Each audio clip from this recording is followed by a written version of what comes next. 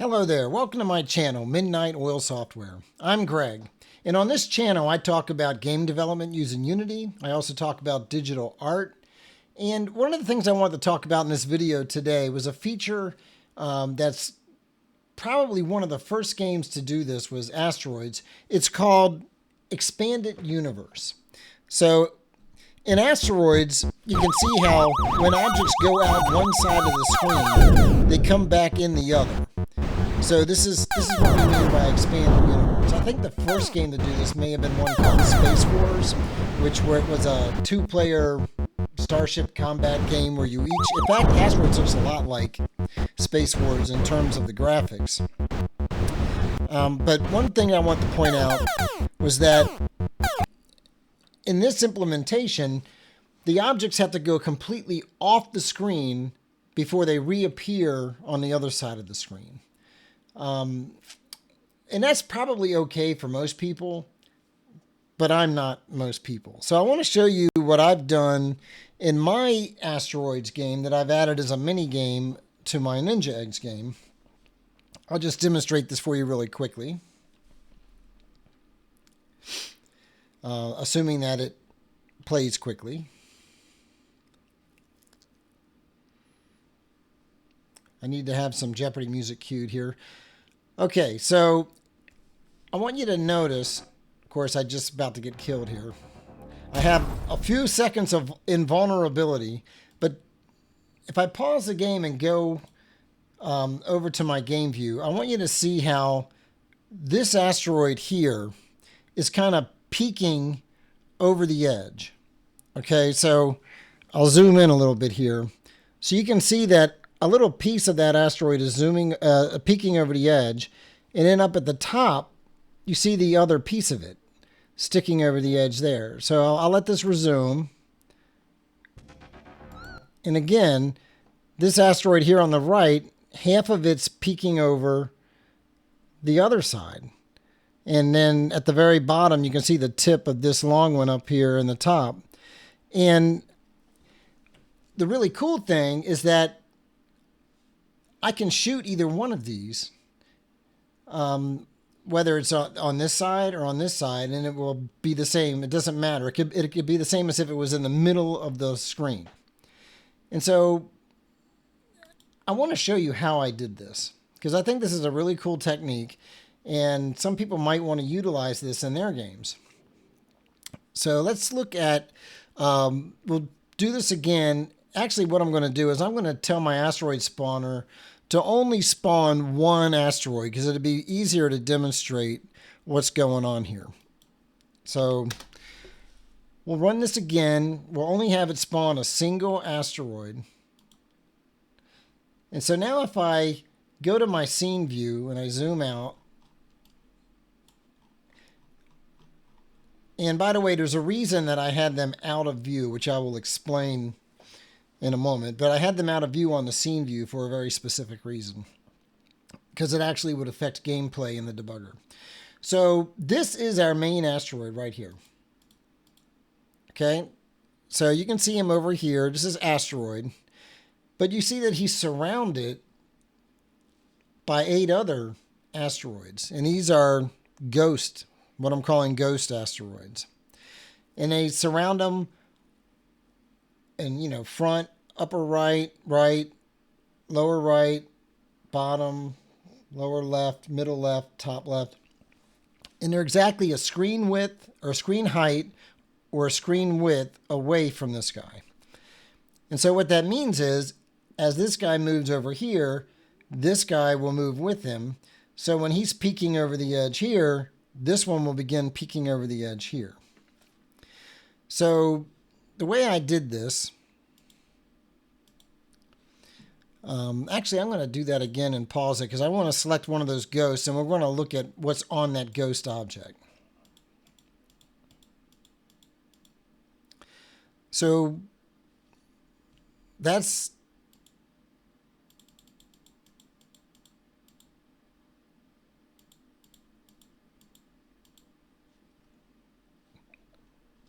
oh, yes, that's actually the parent asteroid. I was wondering, why am I not selecting the ghost? So here is the ghost that's down here below that guy. And if we look at him, you see he's got a ghost script, which I'm going to go into. He's got a collider, and he's got a sprite renderer. And that's all we really need to see from that. But I want to go into this ghost script. Oh, let me go back to that, because you'll notice that his collider is inactive. And that's because he's outside the visible area of the screen. So we don't want him to register collisions when he's not on the visible part of the screen. So let me explain how this works. These ghosts, they implement an interface called iGhost. They take a reference to their collider, and that's just so I can turn the collider on and off. Like I said, if they're not visible, I don't want their collider to be active. And they have their renderer, and that is, again, so I can tell whether or not they're visible or not, which goes back to why I had them off screen in the scene view, because is visible will only return true if it's not visible by any camera, including the camera in the scene view when you're debugging. So that would actually mess up gameplay if they were not, if I didn't move them off the screen where they couldn't be seen in the scene view. So let me explain what's going on here. I have a parent transform. That's the parent object that this is a ghost for. I also have the iGhost parent from that parent object. And that's basically to give me a method so I can tell the parent when something collided with us, which is, again, why we have our collider. And we have our position relative to the parent. So this ghost position is just an enumeration. So he can be upper right, middle right, lower right, so forth. All 8 points around the parent. And then we have our very own transform, which I cache in the awake method just for performance. So there's an initialization method. So the parent asteroid is going to create the 8 ghosts that surround him. And he's going to initialize each one with a reference to himself, his transform, that ghost position relative to the parent, and the scale we want to display it at. This is really for asteroids because asteroids can be small, medium, or large, and I handle that by the scale. And it's pretty much ignored by the ship because, if you didn't already notice, the ship also has ghosts. So the ship can do the same thing that the asteroids do. So let me start this again. I'm going to go back to my scene view and move these out of view so that it will work correctly. We're going to go ahead and let the ship spawn. Now, if I take the ship and I fly up over the edge, you can see that he's peeking out. He's halfway over the top and halfway over the bottom. And the same thing if I fly over to the right. He's halfway between the right and halfway to the bottom. And if we pause and go back to the scene view, you'll see that the ship, just like the asteroid, has ghosts surrounding him. So let's go back to the implementation here. So the parent will initialize this ghost with a reference to himself, his transform, the ghost's position relative to the parent, and his scale. And then this will set that ghost active. And then in awake, like I said, I'm just caching the transform. So update is where the magic happens. In update, I'm going to call position ghost. And the position ghost method is basically just going to look at our parent, and we're going to get our offset on the X and Y axis for that parent. So we have this ghost offset, which returns a vector 3, and it's going to get the X offset and the Y offset, and that's just based on that enumeration that we initialized, that ghost position enumeration. So if we're lower anything, or if we're right anything, we're going to move to the right the screen width. If we're left anything, we're going to move left the screen width. So screen width -1. And then otherwise, the X offset is 0. And we do the same thing for Y. If we're lower, we're going to subtract from the screen height. And if we're up, we're going to add the screen height. So all we do is we get that offset and we add it to our position, actually to the parent's position. So our position is going to be the parent plus that offset. So wherever the parent moves, we're going to be offset a screen width and a screen height, depending on our position around the parent. We also match the parent's rotation. So one thing you'll notice in my game is my asteroids rotate. So you see he's rotating kind of slow, and that's a random thing. So every new asteroid that gets spawned has a rotation and a velocity in some random direction. So that's how that works. The other thing that I do in here is I handle the on-collision inner 2D, and I call our parent's collided method. So that's a method on that interface that iGhostParent. So we don't do anything with the collision. We just pass it on to the parent, say, hey, parent, we got shot, or we collided with a ship. And then the parent will handle that. So real quick, let's go into the asteroid class here. So I have this Boolean called useGhost. So I can turn this off in user prefs, and it will behave just like classic asteroids, where an asteroid has to go completely off the screen before it reappears completely on the screen on the other side, which I guess that's okay, but I wanted something a little bit more nuanced. I wanted it to peek over the edge. I just think it's more realistic looking. So this is the on-collision inner 2D, which we pass on to our own collided method. And this is the same method that will get called by the ghost when they're collided with. Screen wrap is where I determine if the parent asteroid has gone off the screen. So if I just let the asteroid move with the ghost following me and I went off the screen, then sure, the new ghost would follow me onto the screen, and that you would see that ghost until the ghost went off the screen. And now you would never see this asteroid again. So what I have to do is when I'm no longer visible, when the parent is no longer visible, when it goes off the edge of the screen, then I need to set my position to be the ghost position. So if I'm using ghost, well, first of all, if I'm visible, I do nothing. I just return out of here. I'm still on the screen. I'm visible. Some part of me is visible. I just return. I do nothing. Otherwise, I call this swap with ghost method. And this is just how I handle swapping to the other side if I'm not using ghost. So I basically get my viewport position, and then I determine if I can swap on the x-axis or not, or on the y-axis or not. I'm actually going to refactor this because I can make this code so much simpler.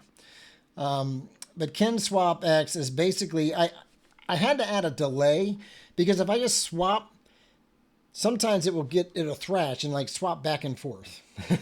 So I say can swap x, and then I set a delay when I swap. Because I know it's going to take at least 2 seconds for an asteroid to go completely off the screen in that axis again. So I just set it to 2 seconds. And so down here, I'm going to decrement that counter. And then if it's less than or equal to 0, then yeah, I can swap x. Doesn't mean I have to, but I can. So then I check to see, am I off the screen on the right side? If I am, then I want to get the ghost at the middle left, the one that's to the left of me. I want to get his X position and set that to my position. So now I swap places with that ghost, basically. And the ghost will automatically reposition themselves around the parent when he does this. And I do the same thing if I'm off the left edge or the upper edge or the bottom edge. I'll swap on the y-axis as well. This is a method that creates the ghost. Basically, however many ghosts I'm going to spawn, I just spawn a new asteroid, and I call the init method on it. So I'm going to use my ghost prefab, and I'm going to instantiate it and then call init on it. And I'm going to add it to my own collection of ghosts. All right. And that's why, so like in here, I need to have a collection of ghosts that are surrounding me so I can check to see which one I want to swap with. And then I already explained I have a collided method, which either gets called by our own collider or by our ghost collider. And if I have ghosts, I want to go despawn them all. So when this guy gets killed, we despawn all the ghosts. And then I tell our game manager, hey, this asteroid was destroyed. And the game manager, of course, when all the asteroids are destroyed, you cleared the level and it will handle all that.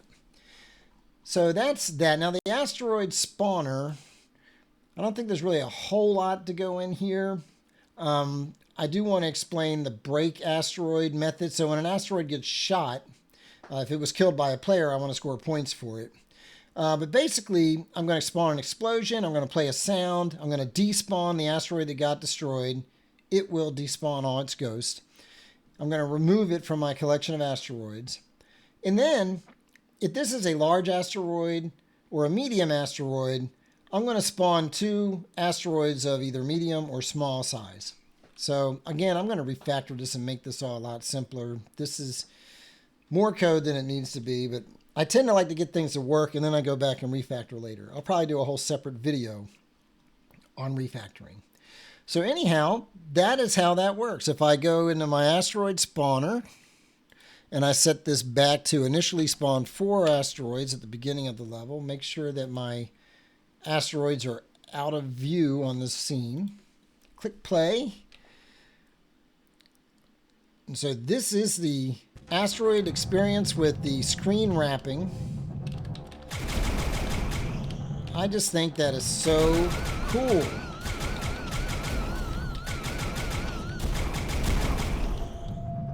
So I do want to show you what it would look like without that. So use ghosts. Where do I set use ghosts?